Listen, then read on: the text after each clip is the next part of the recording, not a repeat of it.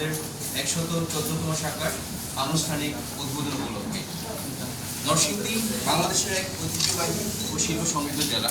এটি একদিকে যেমন বিখ্যাত ও তাঁতশিল্পের জন্য, তেমনি একটি শিক্ষিত জনগোষ্ঠী, কর্মঠ মন মানসিকতা এবং ব্যবসা বান্ধব পরিবেশ এই অঞ্চলকে করেছে দেশের অর্থনৈতিক বিকাশের একটি গুরুত্বপূর্ণ কেন্দ্র। আমরা অত্যন্ত আনন্দিত যে ওয়ান ব্যাংকের 114তম শাখার যাত্রা শুরু হচ্ছে এই সম্ভাবনাময় ছিনিস করে। আমরা বিশ্বাস করি এই নতুন শাখা এখানকার জনগণের আর্থিক প্রয়োজনে আধুনিক ব্যাংকিং সেবা প্রদান করবে এবং এরই মাধ্যমে আমাদের কাছের সেবা দেশের প্রতিটি কোণে পৌঁছে দেওয়ার পথে আমরা আরও এক ধাপ এগিয়ে গেলাম। সম্মানিত উপস্থিতি, ওয়ান ব্যাংকের পক্ষ থেকে আমাদের মাঝে যারা উপস্থিত আছেন তাদের প্রত্যেকেই নিজ নিজ অবস্থানে খুবই অনন্য। ওয়ান ব্যাংকের সমৃদ্ধির জন্য নতুন উচ্চতায় পৌঁছে দিতে তারা নিরলসভাবে কাজ করে যাচ্ছেন।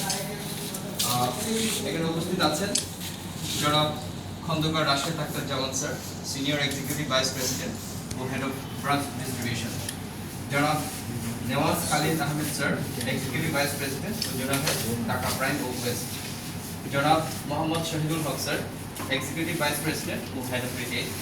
জনাব Mohammad Zahidul Islam sir, executive vice president ও ইনচার্জ অফ অপারেশনস। জনাব Mohammad Sabbir Shawkat Hayat sir, senior vice president ও senior manager, human resource division. এছাড়াও উপস্থিত আছেন প্রকৌশলী রাজস্ব Ranjan Barua sir, assistant vice president ও senior manager, establishment and central support division, government headquarter Dhaka.